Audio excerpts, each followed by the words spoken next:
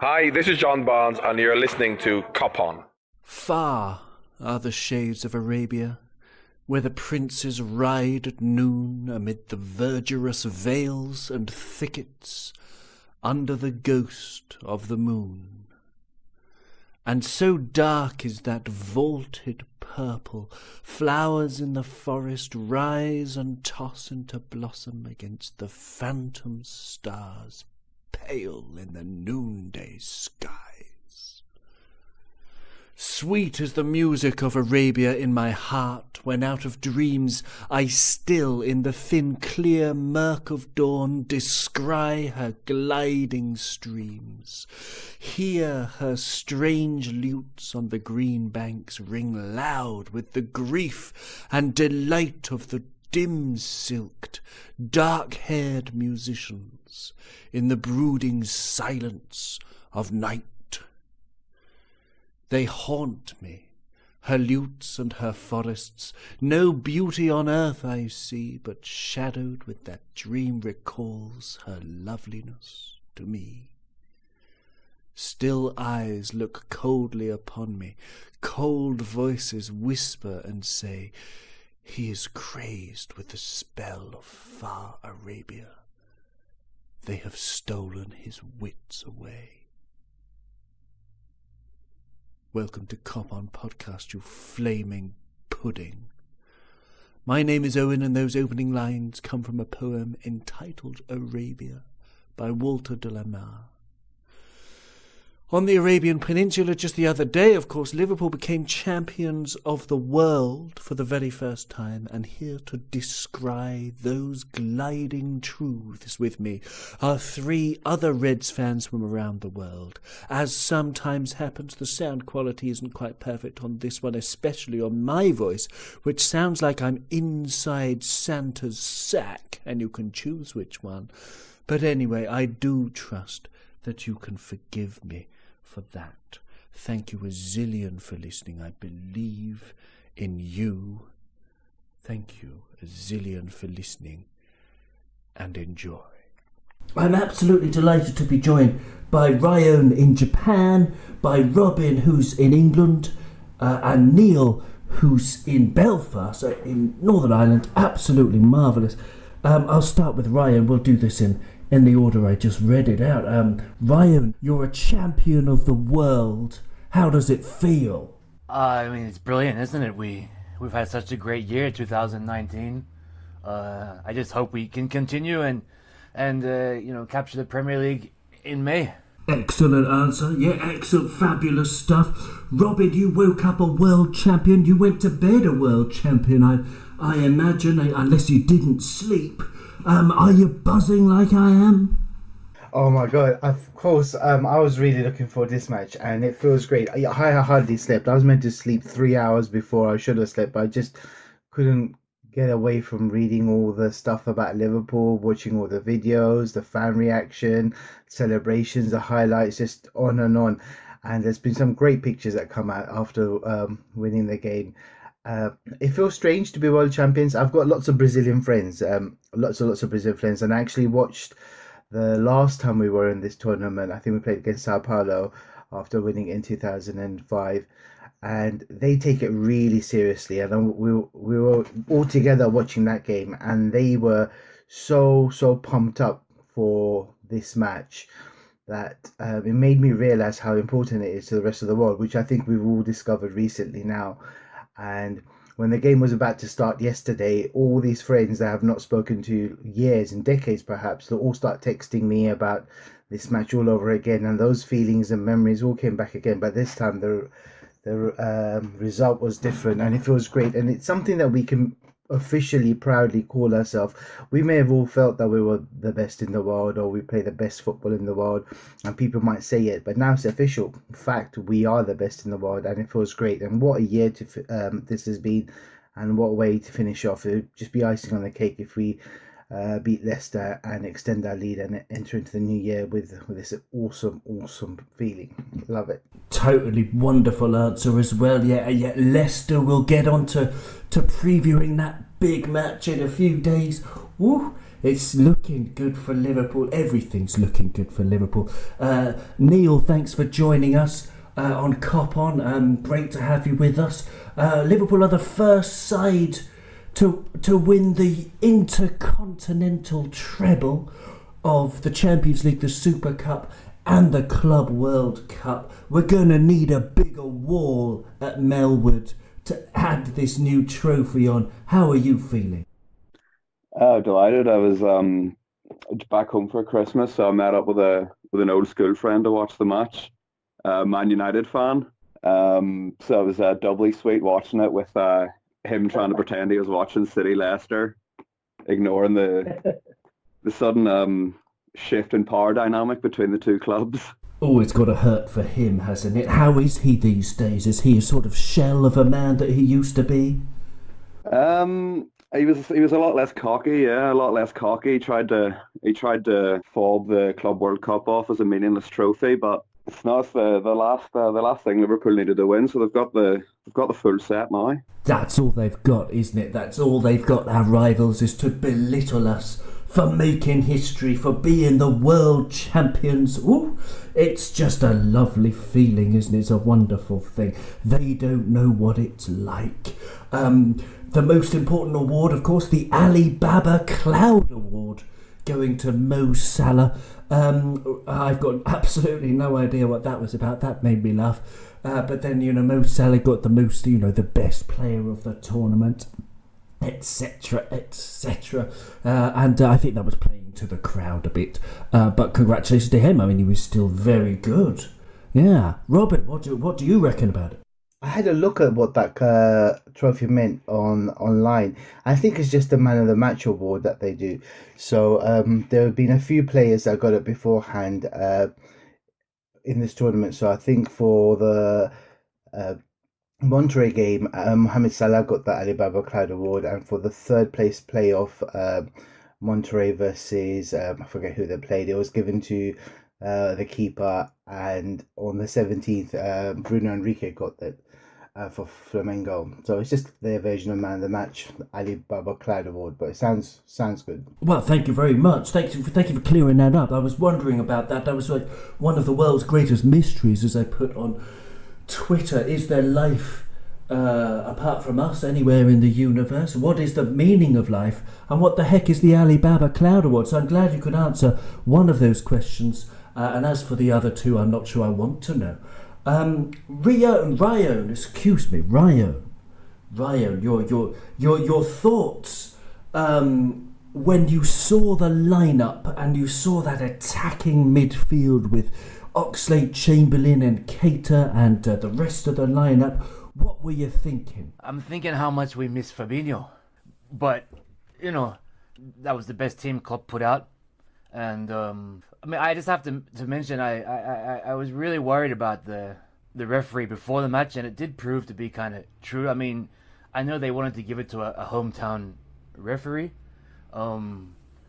I think FIFA are very happy that we did win, because I think there would have been a bit of a storm, a cloud kicked up if it had gone the other way, because I thought he had a shocker. I don't know what you guys think, but I thought the referee really was one of the poorest referees I've ever seen at this level. He was absolutely shocking. Yeah, incompetent. Poor, horribly awful. I don't know how many words you can think of, but then that just brings me back to the last time that Andre Mariner refereed. I mean, I think Mike Riley, the head of the Premier League referees, would have been looking at that, going, "Oh, well, there's some talent." No, he was absolutely horrific, Ryan. Yeah, totally. But it's another flaw in the VAR system that is just so easily rectified, right? Did you see when he was checking the screen? It looked like he was just checking still images and not even a video. I mean, I'm not sure what you guys saw, but it looked like he just was checking some pictures that he'd been sent, and how he came to that decision to award a drop ball is still got me baffled. No, yes, absolutely. That's precisely what I was going to say, because from his point of view, the still images that were from far away on this particular camera, the the Rafinha, who's a complete jerk off, by the way, we'll have to talk about him as well, insult him a bit. But anyway, he fouled him twice. You can actually see, I've watched it back a lot of times from the correct angle. But from the ref's angle, you're completely right, Ryan. His foot was blurred. Rafinha's foot was blurred, and it was from miles away. There was the one angle where you could see it was from behind the goal. And it was zoomed in, and you could see very clearly there were two moments of contact. One of them I put in the notes of the agenda that my guests today might be able to see, and the listeners, I'll post that one online. That's when Rafinha's foot makes contact with Sadio, but the first contact's Rafinha's shin on the back of Mane's leg. So it's a double contact, which is why Sadio Mane's shot was wild, completely wild. And if you'd seen Sadio Mane play this season, the ref should have known at least something was wrong by the way that that ball just sort of ballooned wide. It's not like Sadio at all. So there was a double foul, but that's something that we need to insist on, Robin, don't we? We need to say, well, when you have a VAR call, you need a number of, I would suggest a minimum of 4 different camera angles so that you get the right one, because it's completely natural in a game of football that's very fast that some players will be blocking the view. You won't have the right angle for the leg extending, etc., etc. We need a minimum of 4 angles, and that's a very simple solution. What do you think, Robin? As long as none of those 4 cameras is being operated by Martin Atkinson, I'm okay with that. I think the referee was a bit of a joke. I don't understand how he got that ruling that it should be a drop ball. All of us thought that it should have been penalty, but maybe we were a little bit biased and we wanted Liverpool to win desperately. And I think when you look back at it, that the touch was just outside the box. And I think the commentators, where I was watching on BBC, they said the same thing as always, a foul, but just outside the box. Then you start thinking about, well, if it's a foul and it's preventing a goal scoring opportunity as a last man rule, then that he should go. Rafinha should go. It's a red card. Not sure how much of a benefit that would be in the last few minutes, but still should be a red card, and we'd have a free kick. But what ruling does it say it should be a drop ball? It should be a free kick. He must have seen something on that screen that suggests to him actually it wasn't a foul.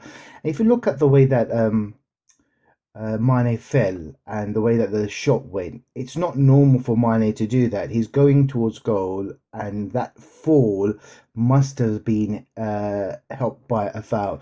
I don't think I understood how football works. Not only that, it's obviously doesn't understand football. If you look at the rest of the game, we should have had a penalty when there was a free kick that was crossed in, I think, by Robertson from the left, and Henderson was grappled, arms around his neck, his shoulders, pulling him down. There's 2 of them. One of them slightly pushed Henderson, but one of the defenders had his arms all around Henderson, pulled him down, and in fact he gave a free kick. I don't know what he gave a free kick for against Liverpool. I just didn't understand that when it was a clear penalty for us. There was also a moment in the first half when I think Keita was running into the box. He played a give and go, and Philip Luiz just ran straight into Keita, blocked him completely, blocked his run, and Keita just fell down. That should have been a free kick, probably a yellow card. Missed that. But it wasn't just even for Salah. Salah got a weird free kick. I think he tried to do a turn, and the player went down like a sack of spuds. And when you look at the slow motion, it looked as though it hardly touched him. The referee almost seemed apologetic for giving Salah a yellow card, and I love the fans' reaction. We're all booing the referee. I think, how can you give our Salah a yellow card? I love that moment. But it wasn't just against Liverpool. He made a strange decision for them as well. There was, I think, a time when the ball came in and Ox tried to jump for it to head the ball, and he slipped. He lost his footing, and we got a free kick for that. Nobody touched him. That was strange. I think it's all round consistently rubbish. Consistently rubbish is a fabulous way of summarising it. Totally. But as Ryan said, I mean, we can't spend too long on it because, at the end of the day we won. But I find that's an excuse we give almost every week for pretty shoddy refereeing, and something's got to be done. That's just, we live in hope. We live in hope. Looking at the positives, Neil, let's look at the positives. Let's turn to them away from that feckless for the referee and into the genius of, for example, I mean, we have many to choose from in this Liverpool team, but for example, Alisson Becker, I'm going to start there. There's a marvellous stat from LFC Data, at LFC Data on Twitter, and they say that Alisson has saved 19 of his last 20 shots on target. And then from on Twitter again, at Brazil, spelt with an S, Brazil Edition, Alisson in 2019, just to summarise, he's a Copa America winner, Champions League winner, Club World Cup winner, Yashin Trophy winner. No, he didn't win the Super Cup, that was Adrian, excuse me. But he was the FIFA Goalkeeper of the Year, the FIFA Team of the Year, in the UEFA Team of the Year, the Copa America Team of the Year, the Premier League Golden Glove, the Copa America Golden Glove, and the joint highest Champions League number of clean sheets. Alisson Becker. I was trying to think of a metaphor for how marvellous it is to have him in goal, and the only thing I could think of is my favourite vegan dish, which is Mexican chili sin carne. Let's save the cows, let's make vegan chili. And I would say that Sadio Mane is the beans, and you could say that Mo Salah is the tomato. Very essential ingredients. Virgil van Dijk is the onion. Trent Alexander-Arnold is the guacamole. Joe Gomez is the garlic. And Andy Robbo is the salsa, the lovely fresh salsa served on the side. And Bobby Firmino is the rice. But I think Alisson Becker is that moment when you finish that beautiful plate of vegan chili and you just think, what do I need to round off this meal? That was absolutely sublime. And then you remember that you have tiramisu in the fridge, and Alisson Becker, Neil, is the tiramisu in the fridge. What do you think? Yes, that's quite the metaphor, but yeah, he's absolutely exceptional. I think probably looking at him, you'd have to say he's probably the best goalkeeper since Gianluigi Buffon in his prime, really, between Buffon and Casillas. Because it's just his sense of positioning is astounding. Because if you look back over those saves, he saved 19 of his last 20 shots on target. How many of them is he really stretching for? How many are just like fingertip saves that are would make David De Gea's highlight reel or whatever? There's very few of them. It's because he has this innate sense of where to be and where the strike is most likely to go, and he can make these saves comfortably. There's not any very exciting double saves where he just about tips one out and he doesn't quite get it away from the danger zone. He has to get up quickly and save it again. There's nothing like that. There's just solid, consistent goalkeeping that must be like an incredibly soothing sort of tonic if you're playing in front of him in midfield. Say you're Naby Keita and you're thinking, I don't have Fabinho behind me. Do I take this dribble on? I could lose the ball. If you have Van Dijk and then Alisson behind you, that must be an incredible weight off your mind in terms of decision making, taking the ball forward. Because Liverpool were crying out for I don't want to be too harsh to Mignolet or Karius, but a proper goalkeeper for a long time, especially since Pepe Reina left. And he's easily the best goalkeeper I've seen play for Liverpool in my lifetime. A short-lived goalkeeping world record price, very well spent, I'd say. I saw another stat for Alisson. Get this, so Alisson Becker's last 5 win or go home matches for Liverpool. So these were against Flamengo, Salzburg, Spurs in the Champions League final, Barcelona that game, and Napoli when we played them at home when we could have got eliminated from the group stages last time round. So those were his 5 win or go home games. In those matches, he's saved all 26 shots on target, including 6 big chances. Just when it matters, and you need players to step up, he stepped up, just complete clean sheets in those 5 games. Otherwise, we wouldn't have been where we are now. Just a legend. That is legendary. That is absolutely legendary. Ryan, you just feel safe with him in goal, don't you? I mean, there's nothing I can say that you guys haven't already said. He's the best I've ever seen play for Liverpool in my lifetime as well. Clearly the best goalkeeper in the world, the Brazilian #1. What else do we have to say? I mean, he's the best, and we got him. It's absolutely true. All right, let's move. Let's go to his compatriot Bobby Firmino, the Brazilian man. He scored that beautiful goal. That beautiful goal. I love the way there was sort of an iconic style to that goal. But Bobby Firmino against Flamengo, he had 84% passing. 1 chance created, 4 shots. He hit the woodwork once. He scored a goal, and this made me laugh. He had 3 clearances, and I remember 2 of them being absolutely vital when he was defending corners. I can't remember the other one, but Bobby Firmino, I mean, amongst a lot of other players in that game, he was absolutely exceptional. And Ryan, I was so happy that it was him who scored the goal, because it meant so much to Brazil and Brazilians in general. Yeah, of course. It's great to see him score against the Brazilians. He's by far my favorite player. He's the glue that holds the front 3 together. Without him, they're not the same. I mean, Salah and Mane are amazing players, as we know, but Bobby's the key. I hope we never lose him.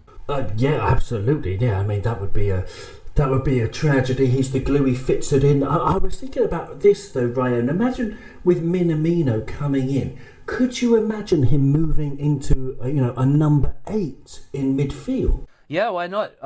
For sure. But the thing is about Minamino as well. He's the perfect player for Klopp's team. He's a playmaker. He can play number 10. He played all over the front line for Salzburg. Even for the Japanese national team, he played on the wing as a second striker. Number 8. He's even played wing back before, and did really well. He's a very, very clever player. And I mean, how we got him for £7 million I mean, obviously that was the fee in his contract, but Man United didn't know how much they could get him for, and for us to jump in and steal him for so cheap, I mean, we're getting a hell of a player. And I can't wait for him to play for us and for everyone to see, how good some of these Japanese players really are. Excellent, yes. I mean, you are in Japan. Tell us about where you are in Japan and what's the mood around Minamino. And how long have you been in Japan? Tell us these things, please, Ryan. I've been in Japan for 16 years now. Via Australia. My father's Cumbrian, actually. But I'm Australian. And he was just Minamino, the Japanese national team player. And we all kind of knew he was coming to Liverpool a few days earlier. We found out, through some of the web pages and whatnot. But it seemed that there was no coverage over here of anything until he signed. And then it just exploded. Like, he was all over the TV. Klopp was all over the TV. It was just this massive boom all of a sudden on almost every channel you could find here, and literally overnight he's become massive in Japan. Massive. There was an interview, I think back in 2015, that they played here on Japanese TV of him. He was interviewed, and he said, the interviewer asked him, like, where would you like to play? He was already at Salzburg, I believe. And he said, I want to play in the Premier League, and I want to play for Klopp. Obviously, that was the Kagawa influence from Dortmund, because they played together in Osaka for Cerezo Osaka. And yeah, I mean, he's living his dream. Good on him. And I know he's gonna be a great player for us. Yeah, I've got such a good feeling. I mean, I'm sure everybody does. I mean, he just seems like exactly the right kind of player, based on the what 3 or 4 games I've seen him play, 2 against us, and apart from that, just highlights really. But he looks perfect for us. But yeah, I'm jumping around a bit. Let's go back to the actual match yesterday as we're recording this. In the first 90 minutes, the first half, with the XG was very low for both teams. By the end of 90 minutes, the XG, we had 1.22 to their 0.61. They had one chance right at the death, didn't they, with their youngster, Lincoln. Neil, I thought our defence was excellent yesterday, of Virgil and Joe Gomez. Will you talk to us about the defence? Yeah, I'm very happy with the sudden return to form of Joe Gomez, because up until, was it December last year when he had that leg fracture against Burnley, he was looking like he was going to turn into an absolutely top-class centre-half. And he's taken a bit of a while to come back from that, especially this season. It seemed like he had some issues in training with Klopp, and whenever he was on the pitch, if he was playing at centre-back or right-back, he was far from that level. But since the injury to Lovren, who deputised very ably for Joel Matip, he's been brilliant in the last few games, and it's coincided with a sudden increase in clean sheets, which had been very, very limited up to this point. Do you think we've been unlucky though in the clean sheets, like especially earlier in the season? I thought we were conceding goals that were a bit, I don't know, like just one. We would concede one good chance in a match and they would score pretty much every time, or was it bad defending? Well, I mean, it happened far too much for it just to be, a case of luck. It was luck is very much hazard, isn't it? It's probability, and it happened too often for that to be the case. But I think compared to last season, Liverpool are a lot more attacking this season. That seems to be, that from the way they play, that seems to be rather evidence of it goes with the territory. If you're more attacking, you're going to throw up more. You're going to leave more chances at the back, and I don't think Liverpool have defended poorly this season. I think they've defended well, but yeah, they haven't kept enough clean sheets up to this point. But the most important thing really is that they haven't affected Liverpool, and also the other caveat being that most of those games that they've conceded goals, they've only conceded one goal. They've not conceded how many? I can't really think of many games where Liverpool have conceded two or more goals, the exception of Salzburg at Anfield, and I think that's about it, really, isn't it? Yeah, I think you're right. I can't remember it. I can't remember either. Yeah, no, but you're absolutely right. We have been solid this season. What did you make of our defence yesterday, Robin? I thought that we did well. There were some moments that we were a bit nervy, especially at the end of the first half. I felt a lot of tension and anxious. But you're right, Gomez put in a solid performance. I was really impressed by him. A lot of Flamengo's best play came down on the left-hand side with Enrique trying to take on Trent Alexander-Arnold. And I thought Gomez gave a lot of good support to Arnold. And his heading and positioning of the game was really good. I think the standout moment was in the first half. There was a time where Enrique that he broke down the left hand side and he took a shot, and I don't know how Gomez just made up that ground to put a block in and went out for a corner. That was an excellent last ditch challenge. But the defense has been good, and Gomez has been trying to find his way back into the first team. We all thought that the partnership with Gomez and VVD at the start of last season is going to last for many, many years, but that injury took him back a few steps, and in that time Matip and then Lovren stepped up their game. And when Matip was injured, we were quite hurting to see this great partnership between Matip and Van Dijk. How much would that suffer? But Lovren stepped up, and now looks as though this has been a great game for Gomez. He's got an opportunity now for at least another few more games to try and get that place back to for himself. So this is really good. I think he was one of the shouts for man of the match. He was very positive in the game as well. I think he probably even had a slightly better game than Virgil van Dijk yesterday, which is saying a lot. Especially for a young guy, it was really, really good. I felt that our defence, we couldn't get forward as much as we want to. Our fullbacks were held back a bit. So Flamengo were a very good side. You could see the attacking threat they had, and usually how Trent and Robbo bomb down those wings. We didn't see that as much, and we didn't even see that customary long crossfield pass that we have from Trent to Robbo to switch play and start off attacks. That didn't really happen as well. They studied us, and a lot of their attack came down their left hand side, on Trent's side. But all in all, I think we did okay. Our positioning was good. There's a couple of weird slices that kicked the ball straight up into the air by Virgil van Dijk, which is very unlike him. But his positioning is good. His heading was good. And they didn't have any clear-cut chances, Flamengo.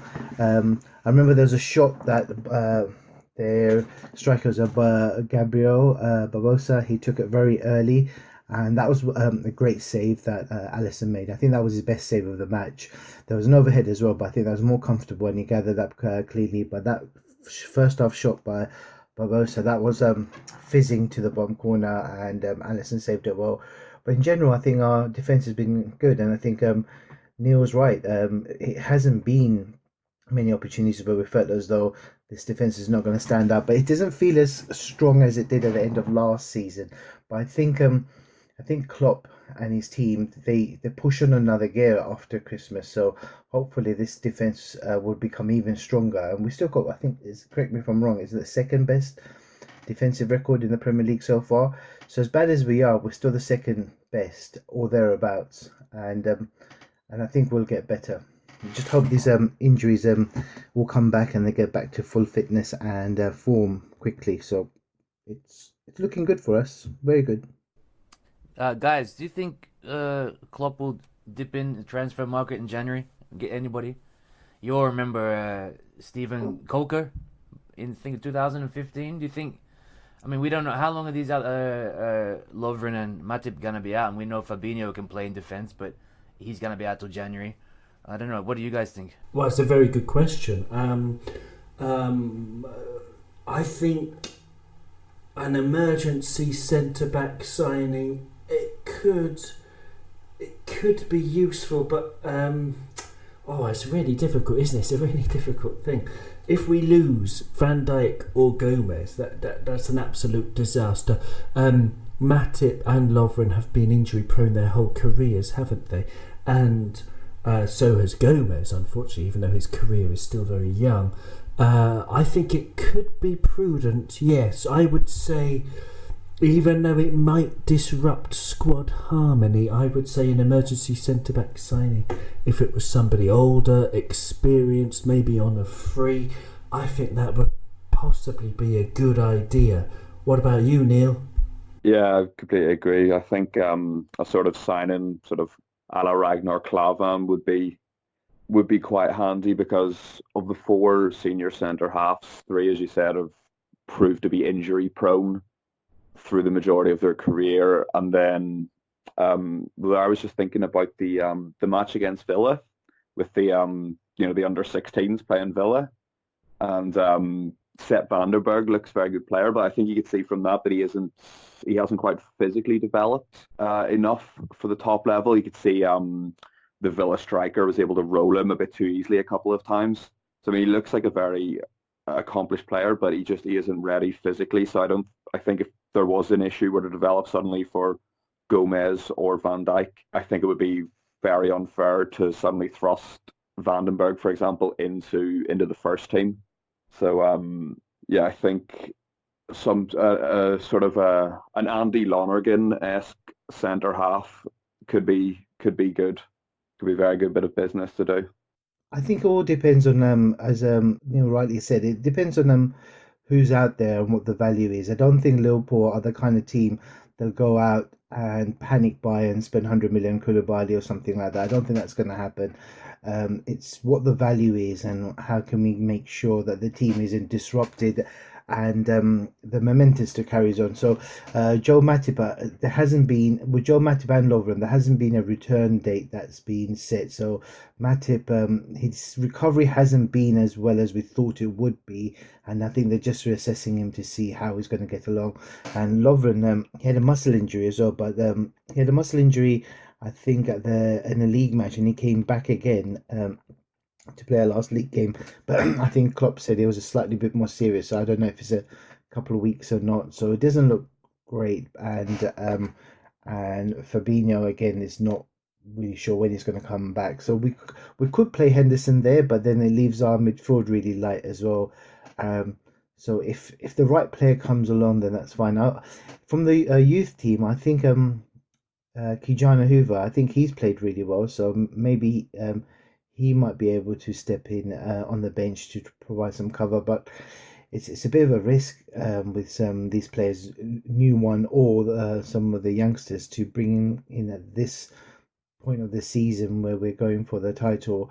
But you're right, it is a bit of a concern. Just hope that some of these players get back to full fitness soon, right? Well, yeah, I concur.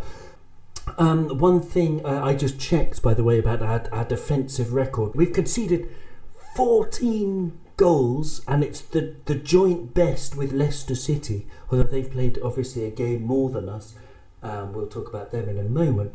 But yeah, we've only conceded 14 goals so far. So our defence is doing very well, even if we have been conceding one goal quite regularly, winning 2-1. But Ryan, I'm interested in your answer. What do you think about buying in January? Would you get anybody? What about cover at left back, for example? Well, Millie can play there, can't he? And he played the whole season at left back. I think it was in Salah's first season. Milner was the left back there. Like you guys said, it's, you know, do you bring in someone and risk disrupting the back room, you know, the team? Yeah, I mean, if we could get someone like an Adrian, kind of, you know, defender, yeah, why not, for free? You can only help having him in the squad in training. I'd go for it if it was right. Obviously, we don't want to be spending crazy amounts of money, you know, when we've got 4 defenders already. But if someone was there, I'd have a look. How about Vertonghen? Do you reckon we can get him? Would you want him? His contract's up, isn't it, for renewal? It might be. I know. Alderweireld would is out of contract at the end of the season, but yeah, Vertonghen. Yeah, I don't know. I think he's a great defender. I wouldn't touch Alderweireld with a barge pole, though. What would you think, Neil? Yeah, I was going to say. I'm not really sure which one of them it is, but one of them seems to be quite a disruptive influence in the dressing room. Sure, there was that rumor about the rift about Vertonghen and Eriksen this season. So I don't know what a character like Vertonghen in the Liverpool dressing room could possibly throw up. You know, I think the absolute ideal would be to get to roll back a couple of years and get Kolo Touré again. He'd be a great presence in the dressing room, especially for the younger players. And he's a very seasoned pro, but I can't really say that any names immediately spring to mind for me. Well, yeah, I mean, we'll have to leave that up to our fabulous recruitment team. Michael Edwards, I've made a sort of baking mould of his face so that I can make muffins in the shape of Michael Edwards' face now, just as a tribute to the man. The man's a genius. There was another tweet I saw where, if I can find it, we have bought, hang on a moment, yes, okay, for a combined fee of 51.5 million, we have bought Andy Robertson, Mo Salah, Takumi Minamino, and you can chuck in Matip and Milner because they were both free. 51.5 million is the same money that we received for Dominic Solanke, Kevin Stewart, Ryan Kent, Danny Ward and Andre Wisdom. I mean, I reckon I should sell this baking mold because it's going to be really popular. If Michael Edwards isn't on the New Year's honours list, then I'm renouncing my British nationality and I'm just going to become, I don't know, a citizen of the city of Liverpool, of the Liverpool nation. Ryan, Michael Edwards, what kind of tribute would you do for him? Have you started embroidering? I don't know if I could quite sum it up as well as you, Owen, but I mean, you look at the people he's brought in, and you look at the players that he sold, and you barely hear anything that these players are doing. I know Solanke is getting a run in Bournemouth, but you're like Kevin Stewart. I mean, and who was there was an Australian player that Brad Smith. I mean, you don't really hear these players, and you got amazing fees for them, like £6 million for Smith. So he's just he's brilliant, isn't he? There's not much more else you can say about the man. I mean, the Minamino deal was done so quickly, and what was even better was that it was right under the noses of Man United. So he's great, isn't he? Totally terrific. What a guy. What a guy. Going on to the Leicester match then, that's our next match. They lost yesterday, Manchester City. Neil, I'm just going to go straight back to you because it was on in the pub. Did you manage to watch any of Man City Leicester? Yeah, I saw all the goals.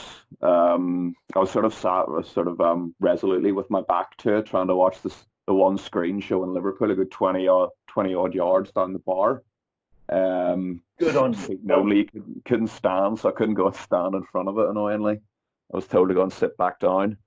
One thing I was just thinking when you said it earlier, if we're now, so Leicester have now conceded 14 goals. So until yesterday, they'd only conceded 11 goals in the league. That is really quite impressive to be sitting in late December with only 11 goals conceded. So I mean, they're just a very, very well set up team, especially defensively with Johnny Evans and Soyuncu, I believe it's pronounced, forming probably the best defensive partnership in the league at the minute. So, I mean, there you could make the point that United spent 85 million on Leicester's third best centre half. But I saw Brendan Rodgers was complaining about the congestion of the fixture list, and he seemed to hint that Jamie Vardy was getting on a bit now. He's 32, 33.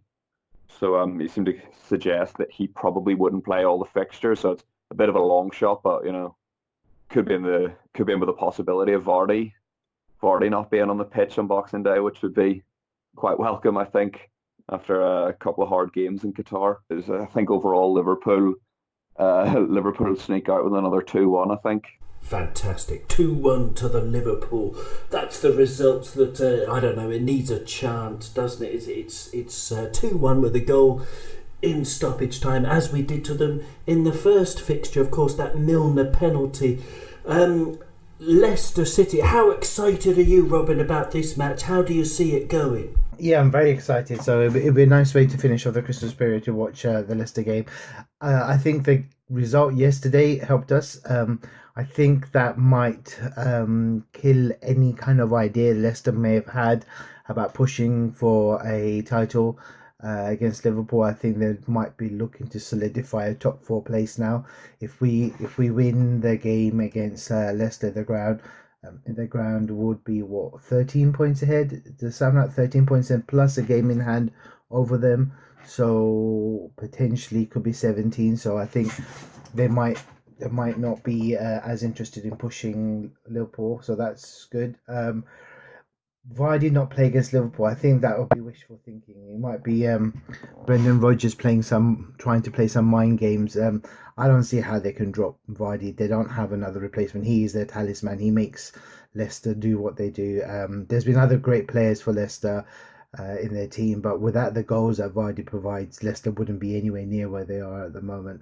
He's just a machine at the moment. I'm really impressed by him. He plays football in a nice way, very attacking, very direct, and it's good to see that. So hopefully it'll continue after the next game. And I'm excited. It should be a good game. Everybody's looking forward to this clash for the top 2.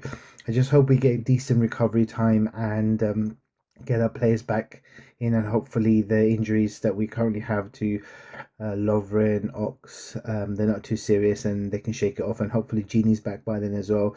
I think some of the players do need a rest. I think Henderson probably needs a rest. Not that he's showing that he needs a rest, but he's played quite a few games, intense games as well, so maybe get some rest back into those legs will be really good as well. Sorry to go back, but I was just having a look while we were talking about some other defenders that are possibly available whose contract's up. We've got Thiago Silva, Giorgio Chiellini, but I think he might have an injury. Thiago Silva's contract's up. He's 35 years old. That would be a nice addition, I think. But as a backup. And also, do you remember Scott Dan? Didn't Liverpool once try to go for Scott Dan a few years ago? He's playing at Crystal Palace. He's not. I don't think he's a superb defender, but as a fifth or sixth choice defender, it's not too bad. He might be in the Stephen Corker mode there, and I'm pretty sure he's a Liverpool fan himself as well. But to go back to the Leicester game, I think we've got to have a tight battle in midfield, and we're just going to be on form. I think we've got to be strong and take our chances as well. I mean, that's a very interesting point. Thank you for that, Robert. I mean, about the defenders, I like, food for thought. I like the idea of Scott Dan as a Scouser Liverpool fan. I don't know how he's been playing, but I like the idea of it in a romantic kind of way. Doesn't always work, a la Ricky Lambert. But it's a nice thought. I don't think Thiago Silva would come and be happy to be down the pecking order. He's still starting most matches for PSG, and he actually picked up an injury yesterday in their game against Amiens. He had to leave the field. I don't know how serious it was, but I saw the highlights of that game. But yes, sticking with Leicester, Ryan. How important is it? Now, we're 10 points ahead of them with a game in hand. Can we afford to lose and then win our game in hand and we're still 10 points clear of them? Man City, are they with that win yesterday, are they now back as sort of contenders? Because I was looking, somebody on Twitter, I can't remember who, sorry about that, but they brilliantly posted a comparison between this year and last year, and Man City are 9 points worse off than they were at the same point last year. 9 points worse off. I don't know. Does it matter too much, this game, even though it's first versus second? I think we've got a little bit of cash in the bank. Although I can't see us losing any game we play with, as Klopp says, with the mentality monsters. And I'm so confident that at the very worst we'll get a draw. As good as Brendan Rodgers has them playing, they're not good enough to mount. They're 10 points behind. I don't think they're good enough to mount any kind of serious challenge from here. I can't see us losing 4 more matches and giving up any kind of lead. And as you say, City are not the same team. They're 9 points worse than they were, and they don't have Vincent Kompany for that wonder goal that he scored against Leicester last season. I think we can afford to drop a couple of points here and against Leicester, and I don't think it'll be a big problem. But to be honest, no, we're gonna go there, and I'm pretty sure we're gonna 2-1 sounds good to me. Great stuff, yeah, absolutely. What do you think, Neil? Can we afford to lose this one?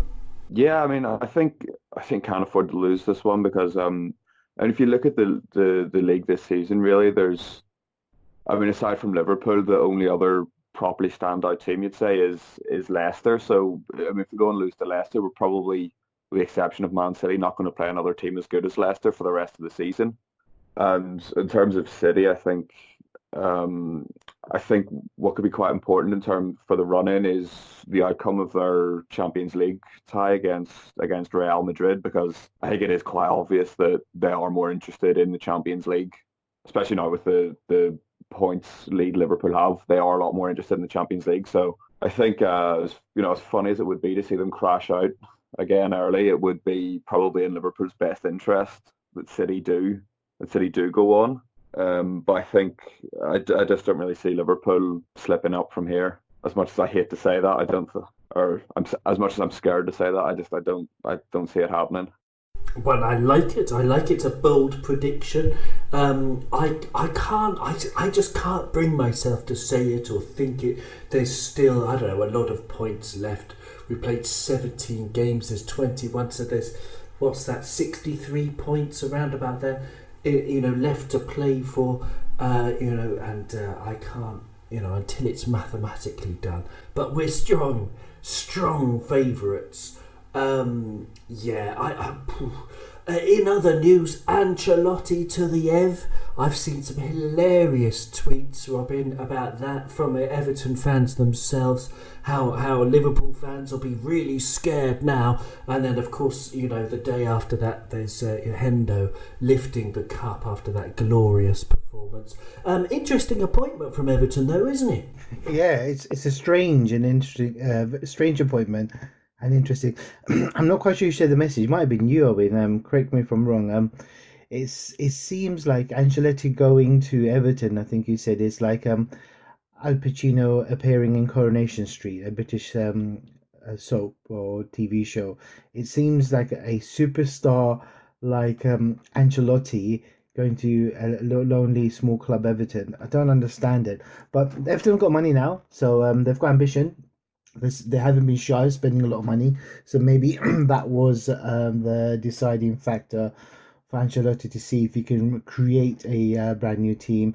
They spent poorly. I think there was a stat when we played them in the league in the Merseyside derby earlier on in December, to say that they've almost spent £500 million on recruitment under the different managers they've had since Moshiri has taken over the club. That's a hell of a lot of money, thinking about how much we spent and the recruitment players that we've got.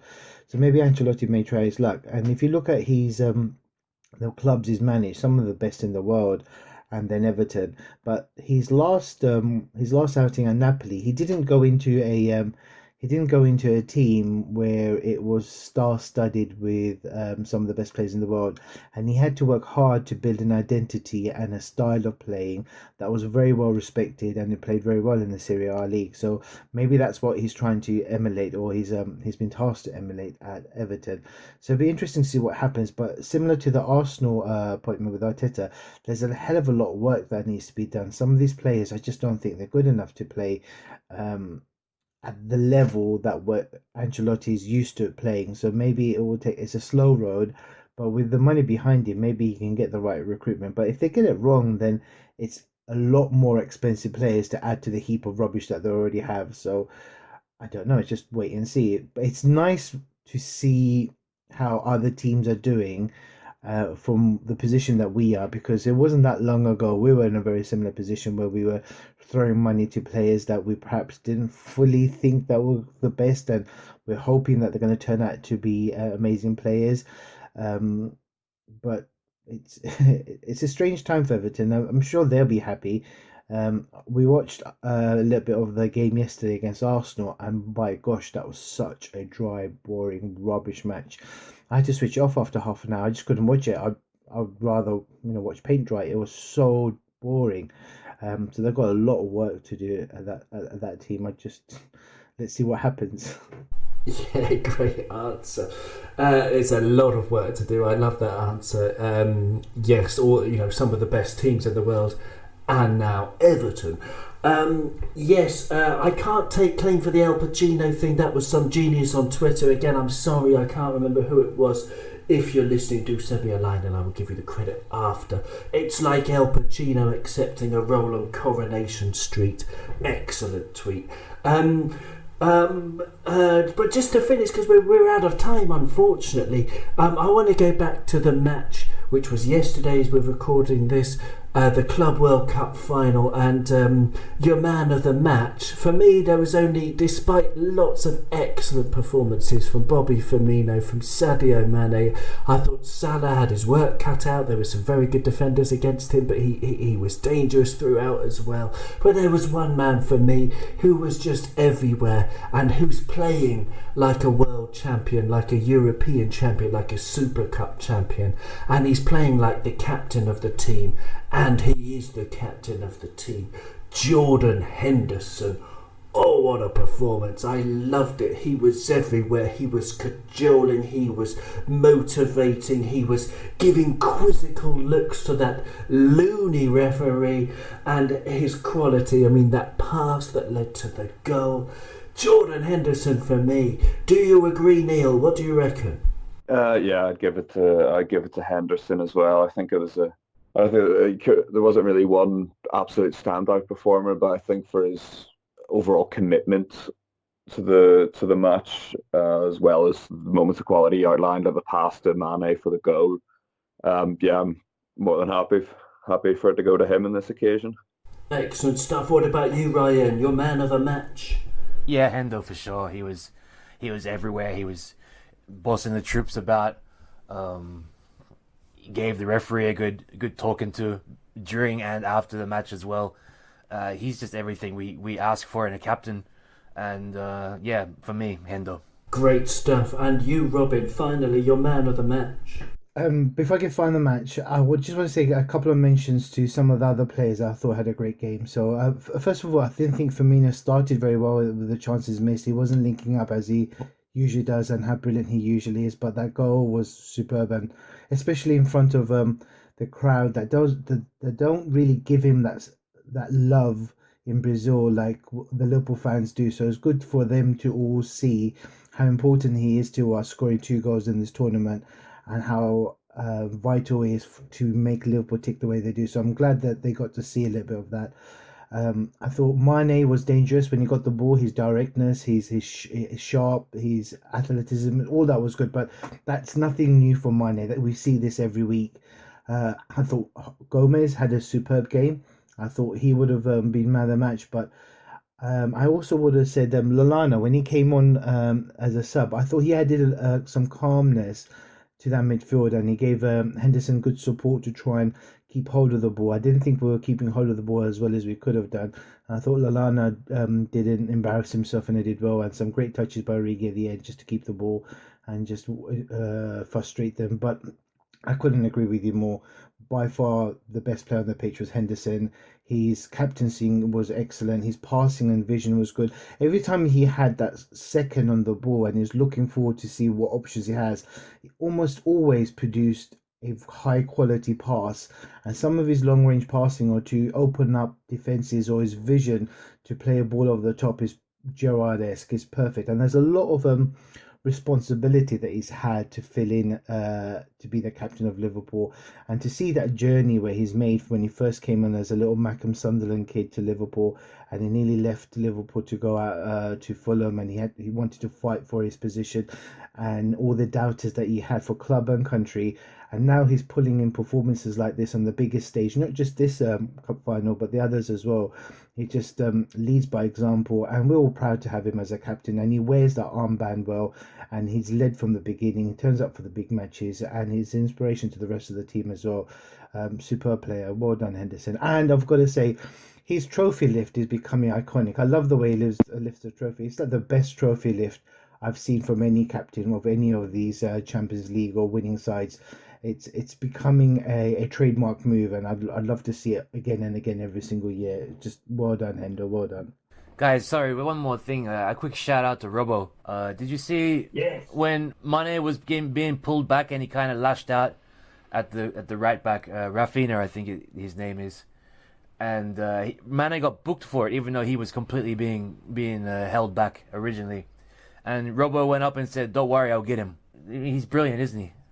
Oh yeah, no, fantastic. Yeah, it was absolutely brilliant. Yeah, we love that from Robbo. We love his shithouse, his determination, and then he did get him. I don't know if you noticed that there was a moment when Rafinha kicked the ball away and Robbo went in and shoulder charged him. And Rafinha, I mean, I mentioned it before. I called him a jerk off before. A tosser. You can level any manner of insults, and they're all justified. He was awful. That going down after a touch, throwing him down to the ground, complete theatrics. And he's just, I don't know. I think he's old. He's at the end of his career, and he has nothing really to be proud of in the way that he approached that game. So well done to Robbo for standing up for his mate, our mate, Sadio Mane, and it was terrific. It's all heartwarming stuff. On that note, thank you very much, gentlemen. It's been so great to have Neil and Ryan and Robin with us, and I hope you enjoyed it too, listeners. Thank you all for joining me today.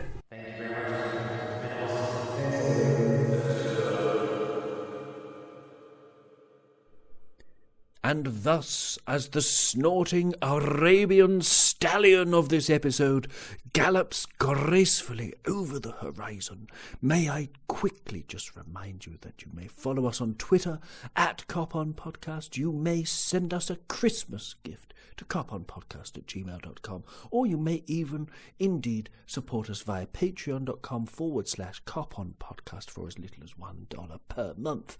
If none of that tickles your pickle, floats your boat, handles your candles, or combats your wombats, please just tell a friend about Kop On Podcast. That would be smashing. Thank you again, dear, lovely, beautiful listener, for listening, and from our perch on top of the whole wide world, Merry Christmas, season's greetings, and happy holidays, one and